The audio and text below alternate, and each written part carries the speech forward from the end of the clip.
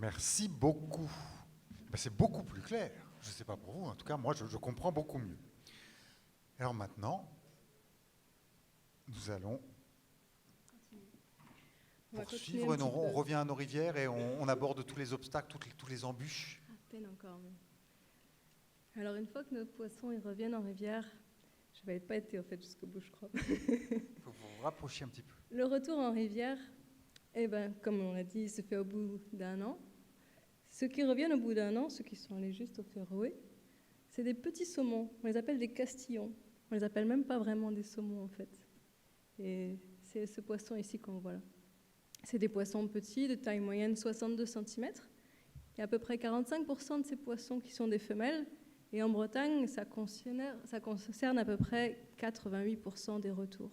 Donc la majeure partie des saumons qui reviennent en Bretagne, ils n'ont pas été jusqu'au Groenland. Et puis quand les poissons, ils ont été quand même finalement au Groenland, quand ils ont passé cette deuxième année en mer, ils en ont profité pour grandir encore et grossir encore, et ils sont quand même beaucoup plus gros. On les appelle des grands saumons ou saumons de printemps, parce qu'eux, ils reviennent plutôt dans l'année et ils reviennent au printemps. On considère qu'il y a une taille moyenne de 72 cm à peu près. Et parmi ces poissons, on a 80% de femelles. Et ça, c'est assez important et c'est assez énorme comme différence.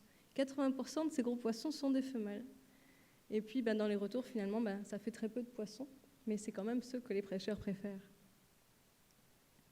Alors, avant la reproduction, le poisson arrive arrive en rivière soit au printemps, soit en été, et il va attendre quelques mois sans manger dans la rivière. Il va se transformer petit à petit pour se transformer de ce poisson blanc qui vient de rentrer de la mer, qui vient de rentrer dans la rivière, vers ce poisson ici qui a été pêché au mois de décembre. Un poisson, un beau mâle avec un beau bec et des belles couleurs comme on les voit pendant la saison de reproduction. Alors la reproduction, la fécondité, le nombre d'œufs qui va être pondu par les femelles va être fonction de la taille du poisson. Plus le poisson est grand, plus il y a de la place dans sa cavité générale intérieure pour stocker des œufs. Et donc c'est important d'avoir des gros poissons pour avoir plus d'œufs dans la rivière.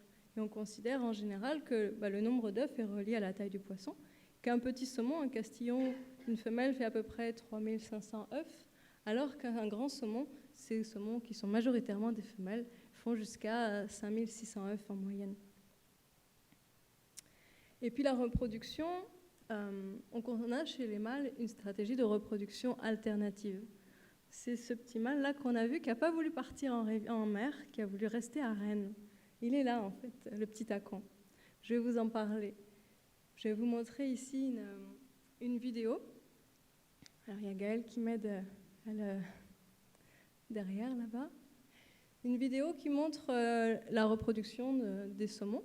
Donc, on a ici, on a une femelle ici qui vient de creuser un petit peu le gravier. Il y a le mâle qui attend ici derrière aussi. Là, la femelle creuse le gravier. Et puis elle va pondre, et puis le mâle va venir à côté pour féconder les œufs.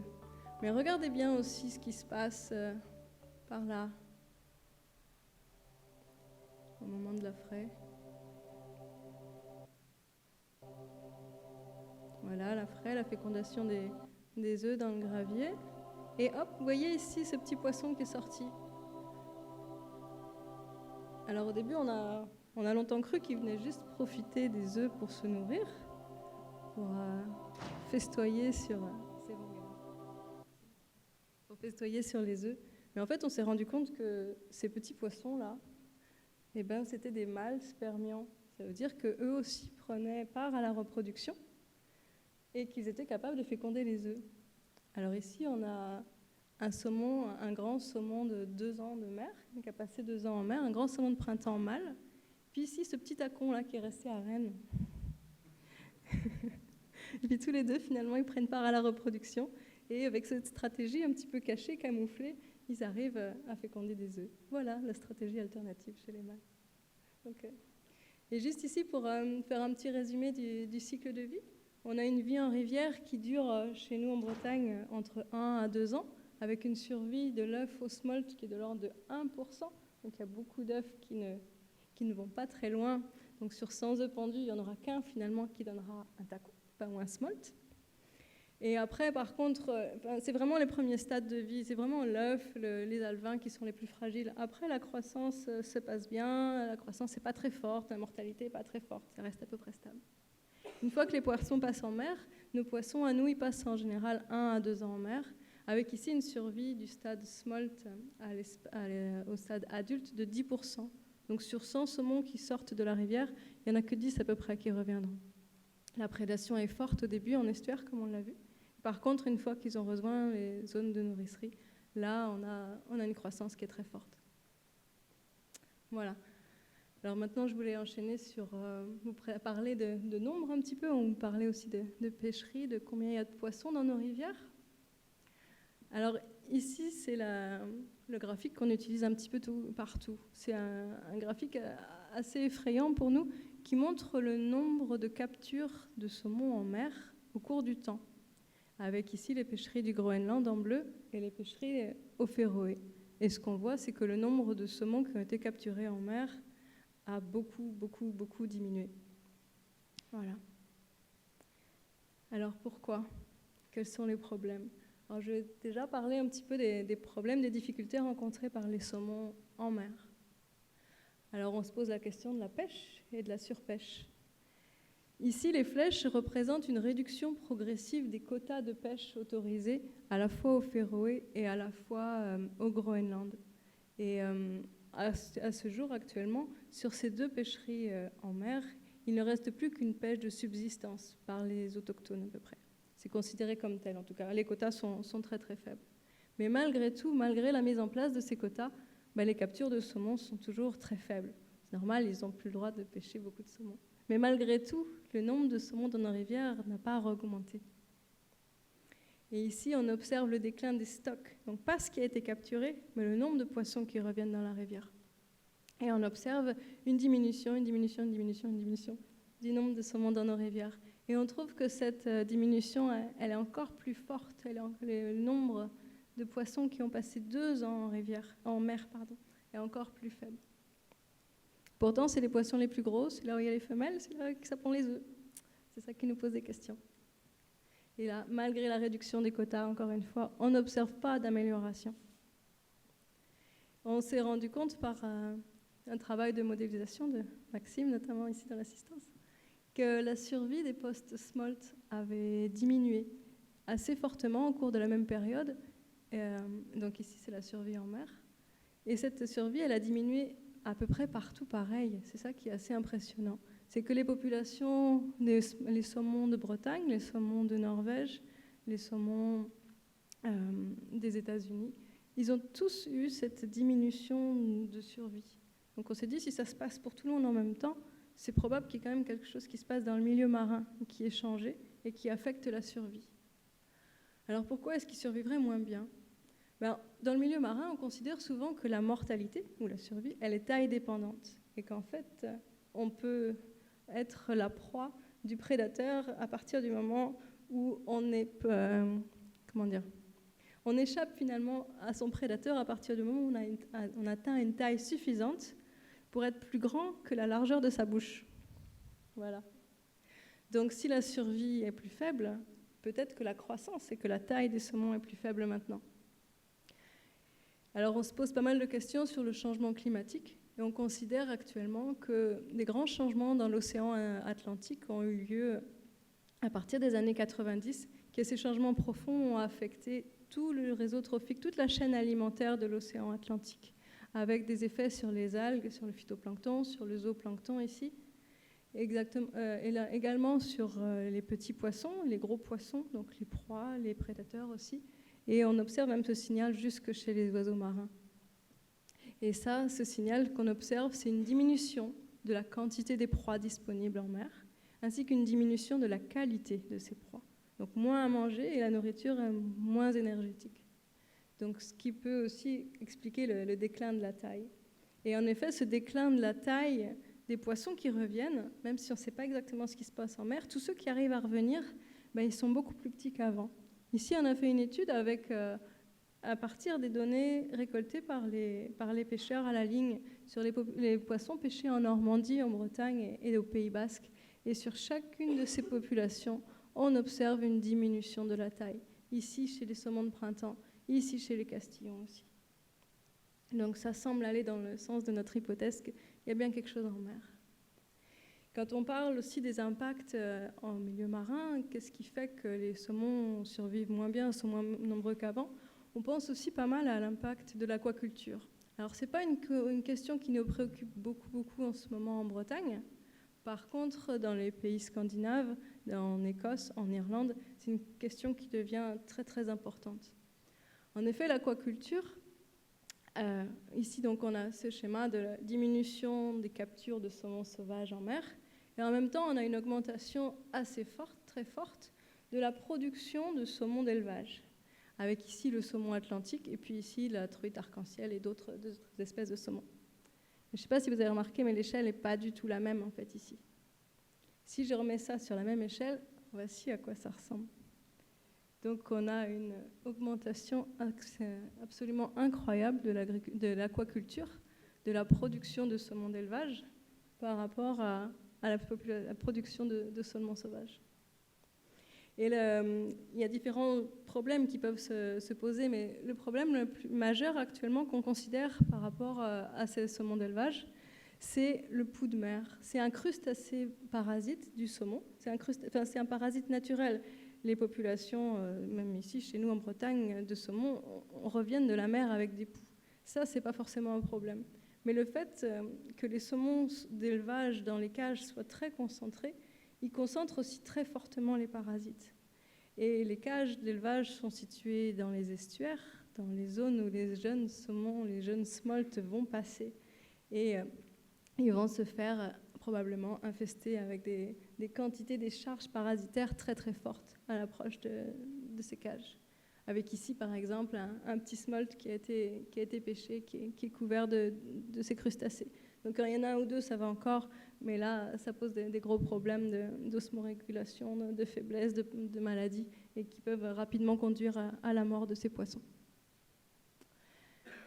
On parle aussi de l'effet de la pêche. La pêche en termes d'impact sur le nombre de poissons qui restent, mais aussi sur une certaine sélectivité. Est-ce que la pêche ne va pas choisir finalement que les gros poissons et nous laisser que les petits? Et pourquoi? Alors on part du constat que la taille est héritable. Si votre papa est grand, vous avez de grandes chances d'être grand. Mon papa n'était pas très grand. Et ici, les pêcheries ciblent avec les engins de pêche les poissons les plus grands. Les poissons les plus grands vont rester pris dans les filets et les poissons qui vont revenir dans la rivière seront forcément ceux qui sont les plus petits. Et plus on enlève les plus grands de la population, plus c'est les petits qui restent et plus c'est les petits qui se reproduisent et qui produisent des petits poissons. Donc ça encore, ça va dans le sens d'une diminution de la taille, une diminution aussi probablement de la survie en mer qui est liée à cette taille plus faible. Et le problème de cette diminution de taille, ça nous questionne sur le déclin de la fécondité. On a vu que la fécondité, le nombre d'œufs produits par un saumon dans une rivière ou par une population de saumons dans une rivière, est fonction forcément du nombre de saumons qui reviennent, du sexe ratio, et aussi de la taille des femelles. Et ici, on observe actuellement une diminution importante de le nombre d'œufs produits dans les rivières. Voilà, est-ce qu'on fait une petite pause ? Je profite de ma place pour poser une question et puis ensuite ce sera à vous. Est-ce que ce qu'on observe dans l'Atlantique, on l'observe aussi dans le Pacifique? Est-ce qu'il y a quelque chose de global sur le déclin du saumon? Alors, je ne sais pas si on peut parler de quelque chose de global dans le sens où ce qui se passerait dans l'Atlantique serait absolument corrélé et lié à ce qui se passe dans le Pacifique. Mais oui, dans l'océan Pacifique, on observe des changements très marqués aussi, qui sont peut-être de nature un petit peu différente, liés à des mécanismes différents. Mais les saumons du Pacifique sont en déclin très fort aussi. Ils ont des tailles plus petites qu'avant. Ils ont une survie qui est beaucoup plus faible aussi. Ouais. À vous. Pas de questions? On poursuit? Ah, si. Bonsoir. Est-ce qu'un saumon, une fois qu'il a fait des œufs, meurt tout de suite ou est-ce qu'il peut encore vivre et refaire des œufs? Alors, sur le saumon atlantique, la majorité des saumons meurent après la fraie, c'est vrai. Mais ce n'est pas toujours le cas. Et on ne sait pas encore très bien pourquoi, mais il y a certaines années où dans nos rivières, il y a beaucoup de saumons qui survivent à la reproduction, surtout des femelles. Et elles peuvent repartir en mer. grossir encore plus et revenir pondre encore plus d'œufs. Ça, c'est les poissons, les pêcheurs appellent les bécards, c'est-à-dire qu'ils repartent en début d'année, ils repartent vers la mer. C'est des poissons qui sont tout maigres, on n'a pas envie de les pêcher, on n'a pas envie de les manger. Mais pour nous, pour le nombre de poissons dans la rivière, c'est quelque chose de très très important. Généralement, pour fixer la maille sur la taille des poissons, c'est par rapport à savoir s'il s'est reproduit ou pas, s'il est en taille de se reproduire ou pas. Là, vu le cycle, c'est pas possible. Est-ce qu'il existe une maille et est-ce qu'il ne faudrait pas en mettre une inverse? C'est-à-dire qu'en fait, on sélectionne les petits poissons et on laisse dans le milieu les gros poissons. Alors en effet, il n'y a pas de maille liée à l'âge ou à la taille de reproduction, mais tout ce qui concerne la pêche et la pêche de loisirs, j'en parlerai un petit peu tout à l'heure, des modes de régulation. J'expliquerai ça. Oui. Est-ce que vous avez du recul sur les échappées qui sont en aquaculture et sur la variabilité génétique des populations ici, normandes et bretonnes? Alors la question est assez large. Alors les échappées d'aquaculture, en France, on a peu d'exemples, on a peu de cas de figure, parce que ce n'est pas quelque chose de très fort. Par contre, il y a des quantités assez astronomiques de saumon qui s'échappent chaque année. Le saumon atlantique, on l'élève côté Pacifique. Et ça pose de grandes questions et ça pose des problèmes de gestion pour la sauvegarde des saumons sauvages du Pacifique, qui ne sont pas des saumons atlantiques. Et on a quelques exemples récents, notamment de reproduction, d'hybridation entre des saumons pacifiques et des saumons atlantiques. Et ça, c'est quelque chose de très difficile à contrôler, mais on sait que ça existe. Oui. Et sur la diversité génétique, c'est quoi la question ? Est-ce que vous savez sur les poissons qui reviennent ici en Bretagne ou en Normandie, si avec les échappées, est-ce que vous avez vu qu'il y avait un croisement entre ces poissons en fait Alors on n'a pas de... Je pense pas que ce soit un problème de mélange génétique entre les saumons sauvages de Bretagne et de Normandie et des échappées issues d'aquaculture. Par contre, j'en parlerai tout à l'heure, pour qu'il y ait plus de saumon dans nos rivières, il y a eu beaucoup d'actions de repeuplement qui ont été mises en place. Donc des poissons qu'on a délibérément relâchés dans les rivières. Et là, il y a de la reproduction entre les sauvages et les poissons relâchés. Et ça peut en générer quelques problèmes. Et j'en parlerai tout à l'heure.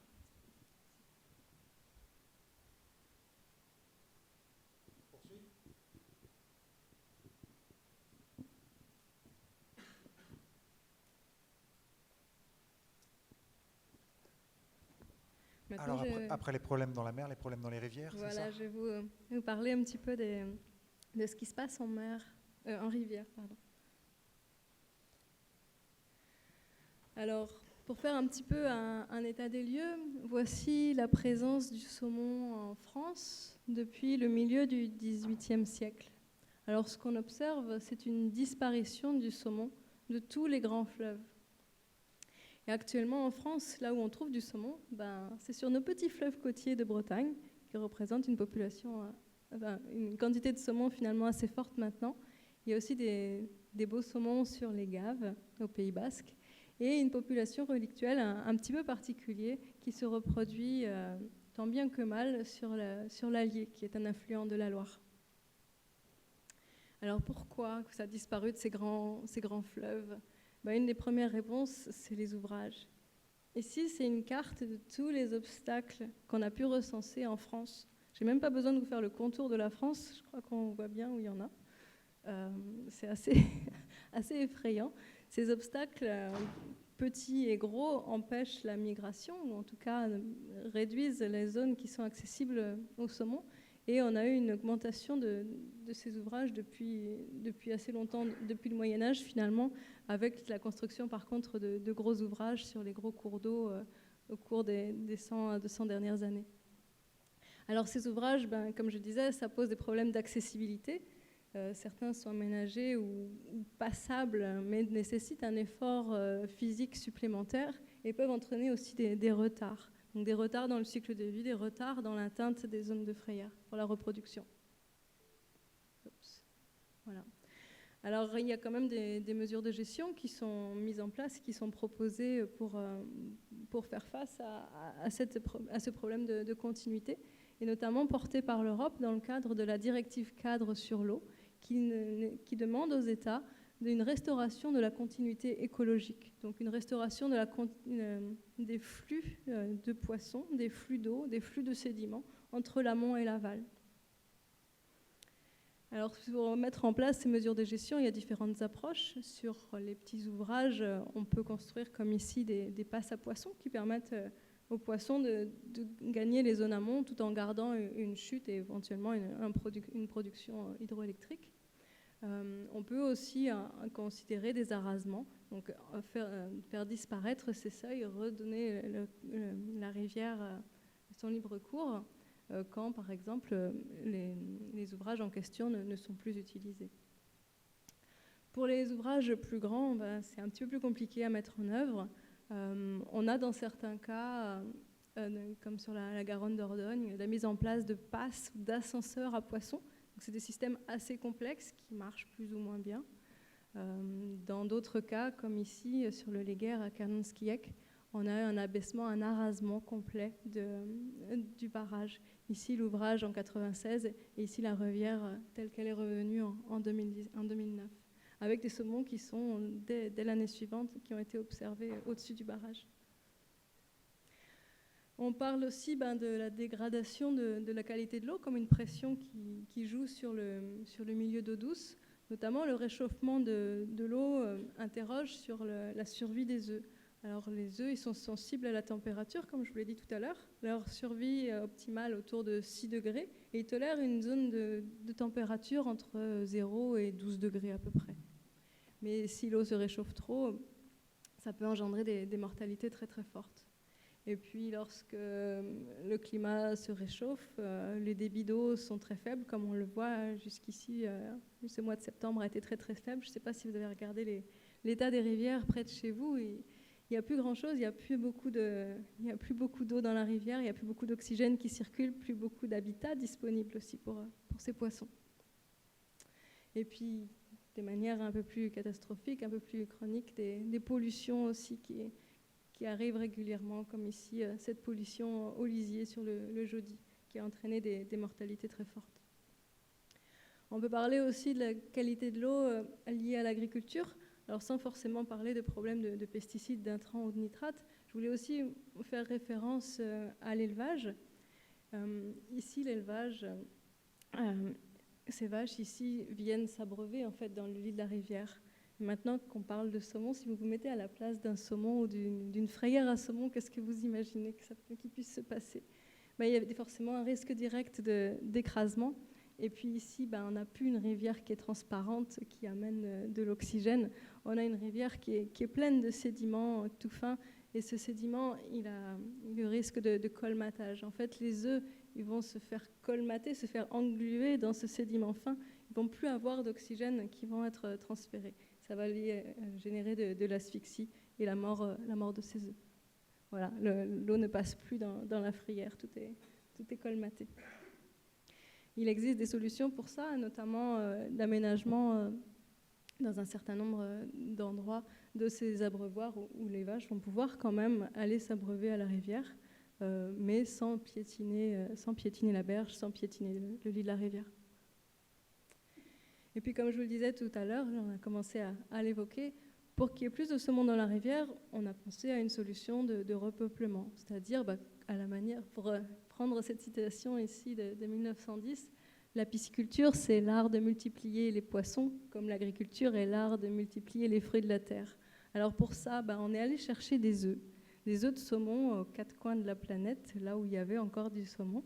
Par exemple, en Bretagne, on est allé chercher des œufs au Canada, en Norvège, en Écosse ou même en Allemagne.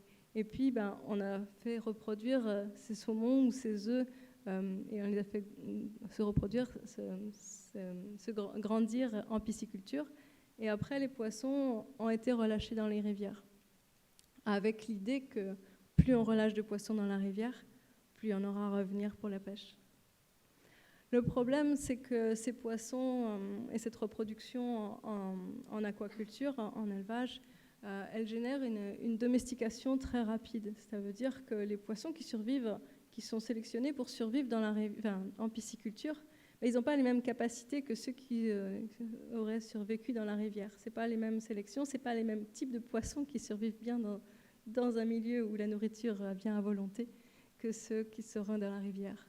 Et donc ça veut dire qu'en général, les poissons issus de l'élevage, les poissons de repeuplement ont une survie beaucoup plus faible, en général 10 fois plus faible en mer que les poissons sauvages. On a du coup aussi une modification des caractéristiques génétiques. Comme on le disait tout à l'heure, on a des espèces de grandes familles de poissons, des grandes familles de populations, qui fait que les poissons de Bretagne, ce n'est pas exactement les mêmes que les poissons du Canada, par exemple. Les poissons du Canada, ils sont habitués à une fonte des neiges à une certaine période. Chez nous, il n'y a pas de fonte des neiges, donc il faut qu'ils s'adaptent à d'autres critères, à d'autres indices pour leur cycle de vie. Et si on emmène des poissons du Canada et qu'on les fait se reproduire avec nos poissons chez nous, sur nos rivières, il y a un mélange d'adaptation, de maladaptation, et les poissons sont plus aussi performants que ceux qui sont issus de nos rivières, que les poissons sauvages.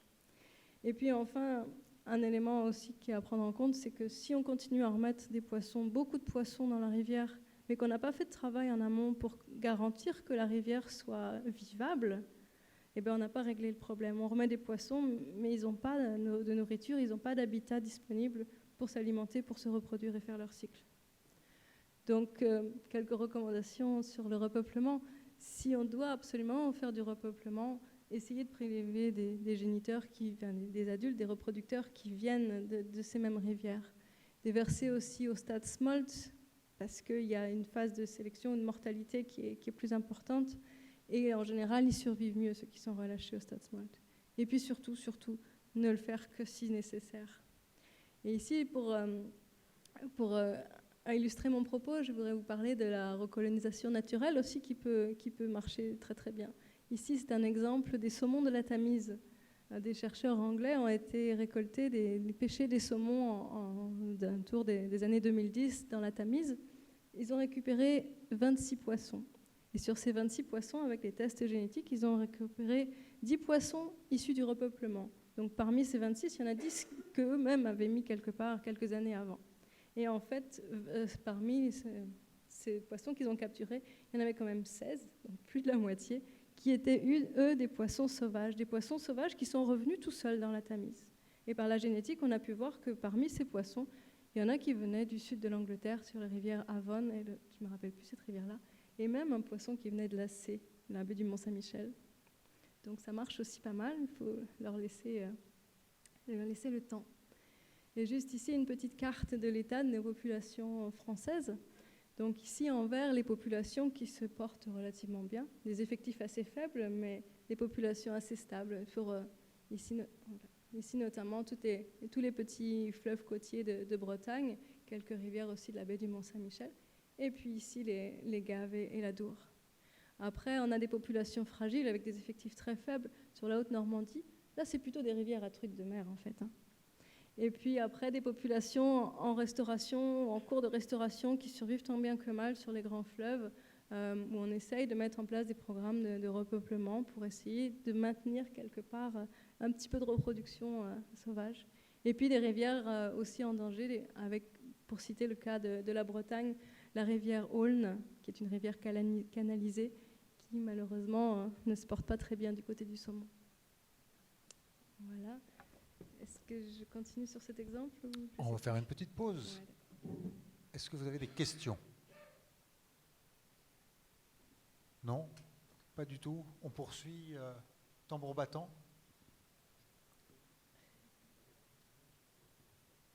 Eh bien, allons-y. Alors, poursuivons. Ok. Alors, pour parler un petit peu d'un cas un petit peu concret de ce qu'on peut faire pour faire changer les choses et ce qu'on peut faire pour améliorer les populations de saumon, je voulais vous parler de la Sélune, la vallée de la Sélune qui se situe dans la baie du Mont-Saint-Michel, qui est un fleuve qui se jette dans la baie du Mont-Saint-Michel. Alors, la Sélune, c'est un bassin versant d'environ 1100 km², sur lequel il y a deux gros barrages hydroélectriques. Ici, le premier, la Roche-qui-Boit, le deuxième, Vezin. Ces barrages ont on s'est rendu compte finalement dans les années récentes qu'ils avaient une rentabilité assez médiocre, qu'ils avaient forcément un impact très fort sur la libre circulation et qui bloquaient l'accès à peu près 3/4 du bassin versant pour les poissons migrateurs venant de la mer. Et puis voilà. Et on a fait un petit travail pour estimer combien on pourrait gagner de saumon en fonction des habitats favorables au saumon qu'on pourrait attendre dans la partie amont. On considère que actuellement on peut compter à peu près 400 saumons en moyenne. Des années il y en a plus, des années il y en a moins, sur la partie aval, ici ce qui est accessible sur le saumon. Et on pourrait attendre, si tout va bien, dans les meilleures conditions de survie aussi en mer, jusqu'à 1400 saumons supplémentaires. Et puis ces barrages posent des questions sanitaires, avec notamment le développement d'algues toxiques sur les lacs de retenue, avec des interdictions fréquentes de baignade. Donc pour toutes ces raisons, l'État a décidé de ne pas renouveler la concession de ces barrages à EDF. Les obstacles à la libre circulation et à la qualité de l'eau dégradée ne sont pas compatibles avec la directive européenne cadre sur l'eau. Donc le projet de la Célune, ça a été de restaurer la biodiversité de la vallée en effaçant les 2 barrages. Et ça, c'est une décision qui a été signée de manière définitive en 2017 par Nicolas Hulot, alors ministre de l'écologie, du développement durable et de l'énergie. Ce projet est un projet en fait assez unique au monde, unique en Europe en tout cas, par l'ampleur du projet, l'ampleur des barrages, la hauteur des barrages que l'on considère, la surface de bassin versant impacté, la longueur aussi de lacs que génèrent ces barrages qui vont redevenir des rivières. Et c'est aussi un projet de territoire à construire avec les acteurs locaux. Et puis ce projet, il est assez unique aussi par le fait qu'il soit suivi d'une étude scientifique pour étudier les effets de l'arasement de ces barrages sur toute la vallée. C'est une approche multidisciplinaire qui considère les effets biologiques, physiques, chimiques, morphologiques et socio-économiques aussi. Et pour une fois, on a pu mettre en place un suivi à long terme avec une vraie définition d'un état initial. Comment fonctionne le système maintenant, avant l'enlèvement des barrages, et qu'est-ce que ça va devenir? Quels seront les effets bénéfiques et quels seront les effets négatifs de l'enlèvement de ces barrages sur la vallée? Alors juste pour vous montrer quelques images, voici le barrage le plus en amont, c'est le barrage de Vezin. C'est un barrage qui fait 36 mètres de haut et 20 km de lac qu'il a généré, ce barrage. En 2017-2019, il y a eu un abaissement progressif du niveau de ce barrage et la vidange progressive du lac du barrage. Voici ici l'image qu'on avait, il me semble que c'est l'hiver dernier. Et cet été, on a entamé une phase de déconstruction. Une phase de déconstruction du barrage avec, à ce jour, je crois, 3/4 de cet ouvrage qui est maintenant déconstruit. Le deuxième barrage, le barrage de la Roche-qui-Boit, c'est un barrage de 15 mètres de haut et qui, lui, est à l'origine d'un lac de 4 km de long. Et il est prévu que la déconstruction de ce barrage se passe en 2021. Et puis la Célune, ce projet unique, c'est aussi l'occasion d'un partage d'expériences entre les différents acteurs locaux, au niveau européen, au niveau international. Et c'est pour ça que se tient demain, après-demain et jusqu'à jeudi, je crois, un colloque international sur la renaissance de la vallée de la Célune, avec un partage de scientifiques et des acteurs locaux, des gestionnaires, qui débattront et qui présenteront ce cas d'étude particulier. Voilà. Des questions sur ce projet d'arasement? Oui. Merci. Monsieur Doron. Tout à l'heure, vous avez évoqué le fait que les arasements permettaient aux populations de revenir rapidement sur le site.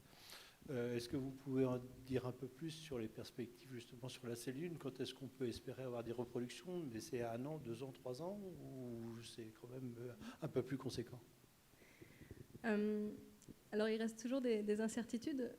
Ce qu'on sait, c'est que sur certains cas, sur certaines rivières, notamment aux États-Unis, où on a pu suivre du saumon après des arasements, quelques mois après un arasement, on a déjà des saumons qui sont observés à l'amont. Et si l'habitat, s'il n'y a pas trop de sédiments, on peut s'attendre à une reproduction dans les mois qui suivent, l'hiver suivant l'arasement. Sur la cellule, je ne connais pas encore suffisamment moi-même les détails de la gestion du sédiment. Je ne sais pas à quoi va ressembler le sédiment cet hiver. De toute façon, les saumons ne vont pas encore pouvoir monter dès cet hiver puisqu'il y a ce deuxième barrage. Mais on s'attend à ce que la colonisation soit très très rapide en effet. Et après, on a déjà une population de saumons à l'aval de la cellule. Donc on s'attend à ce qu'ils ne butent plus au pied du barrage, mais qu'ils puissent monter plus loin.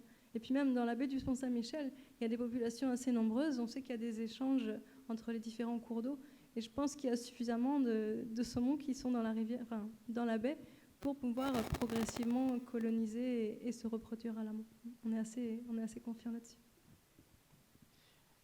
Oui, bonsoir à tous. Moi, j'avais une précision à apporter par rapport au dossier de la cellule, parce que je pense qu'il faut resituer le contexte global.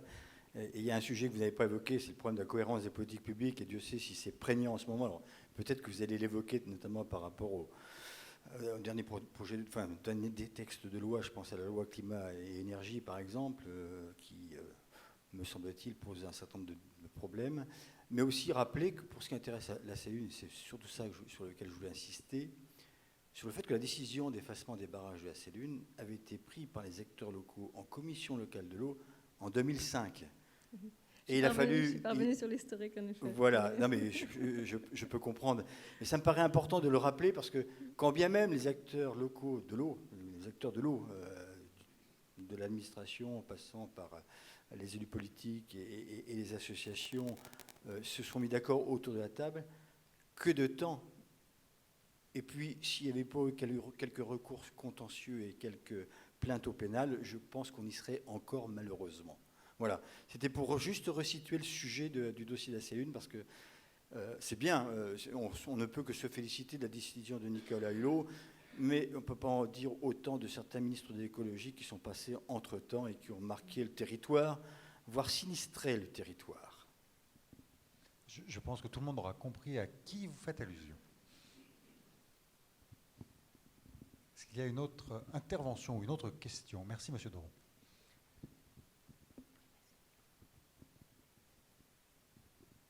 Bon, c'était juste pour compléter ce qu'a dit le monsieur. Je crois qu'il faut quand même applaudir Nicolas Hulot sur ce dossier. Parce il est parti la queue basse, mais malheureusement, on ne l'a pas assez aidé, mais il était capable quand même de prendre des décisions que personne n'avait voulu prendre. C'est dommage qu'il soit parti, c'est tout ce que je voulais dire. Mais en tout cas, c'est un cas concret qui a été résolu par Nicolas Hulot. Merci pour ce complément. D'autres questions, peut-être moins politiques? Non, ben vous avez raison. On se souvient du passage de Ségolène Royal, puisque vous ne la nommez pas, je la nomme, qui était assez étonnant, pour le moins. Oui.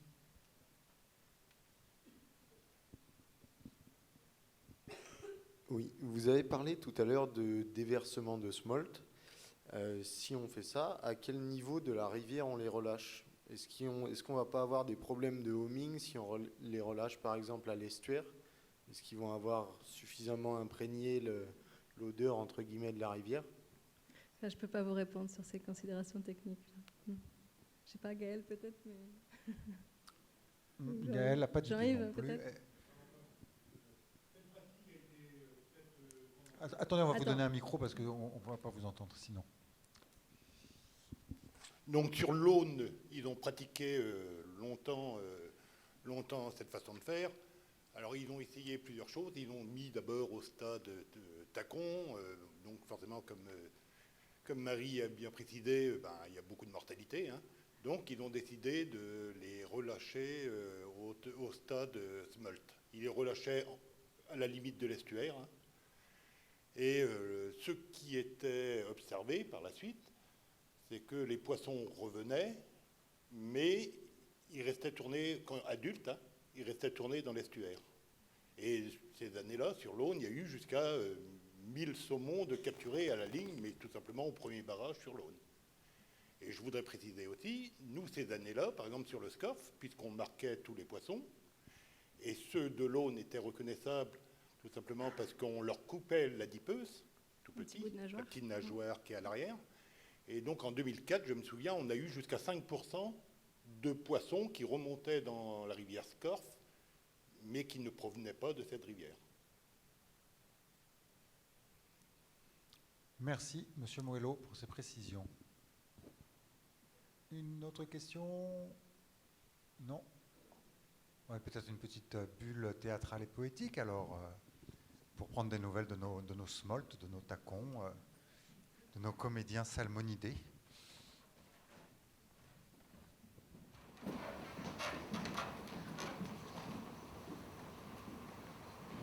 Bien, alors pour ce deuxième intermède, un mot pareil par rapport à ce que vous venez d'entendre, un mot qui sera notre muse, notre source d'inspiration. Point de départ ou point d'arrivée. Un mot. Ascenseur. Pardon? Ascenseur. Ascenseur. Ok, très bien. Très bien, ascenseur. Ben, je vous rappelle qu'il vaut mieux applaudir avant parce que après, c'est pas gagné.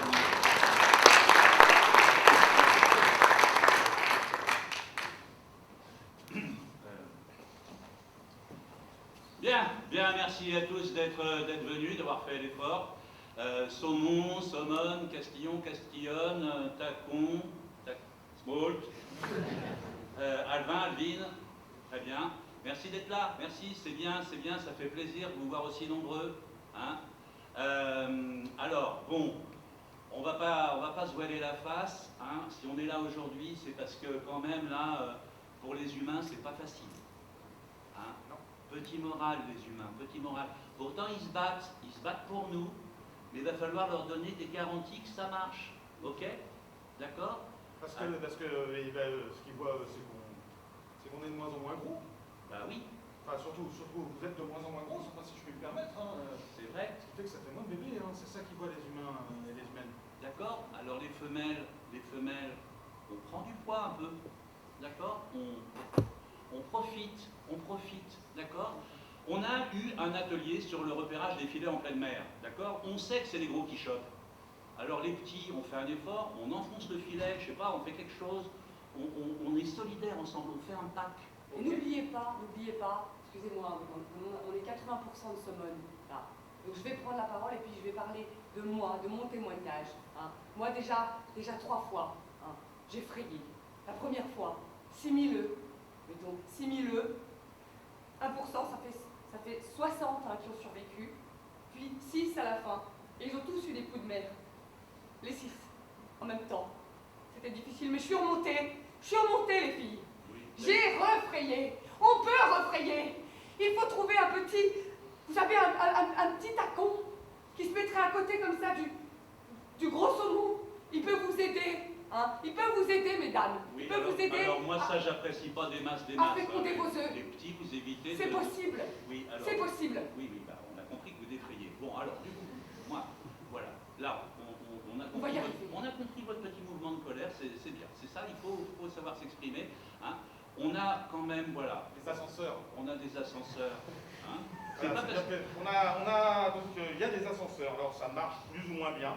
Ça marche pas tout le temps, mais il y en a qui marchent, Ça marche pas très bien. En fait, pour tout vous dire, ça fonctionne. Moi, j'ai jamais trouvé le bouton, en fait. C'est ça qui me bloque, en fait. Voilà. C'est vraiment une. Et puis, oui, revenir quand même sur la bonne nouvelle. Hein, il y a de la place qui va se libérer dans la cellule. Ça, c'est bien. Ouais. C'est super. Hein, ce qui nous permettra le prochain congrès de titrer ministre de l'Environnement en Bretagne, mythe ou réalité. C'est ça. Hein. Non, peut-être pas. Non, l'eau, non. Bon, alors, voilà. On a des ateliers, hein. On ne fait pas copain-copain avec les vaches. Quand vous voyez une vache, vous savez que le sédiment, ça va coller, d'accord? Alors pour les femelles vraiment qui sont accros, vous collez à une anguille, vous mettez vos œufs dessus pour que ça glisse, pour que ça remonte. On a des ateliers comme ça, mode survie, ok? Et il va falloir donner des garanties pour les humains. Vous savez, le temps humain, le temps saumon, c'est pas le même. Les humains, c'est plus long, c'est vachement plus long. De 2005 à 2019, bah, c'est le temps d'une discussion facile pour eux. Alors que nous, c'est à peine un aller-retour dans le Pacifique. Hein. Donc du coup, vraiment, on se mobilise. Les petits smolt. Qu'est-ce qu'on a dit sur les prédateurs, d'accord? Faut pas rentrer dans la gueule, faut grossir. Il faut grossir. Vous faites des trucs que vous aimez pas, on s'en fout, d'accord? Mais grossissez, montrez que leur stratégie à eux, elle est utile pour nous, d'accord? Mais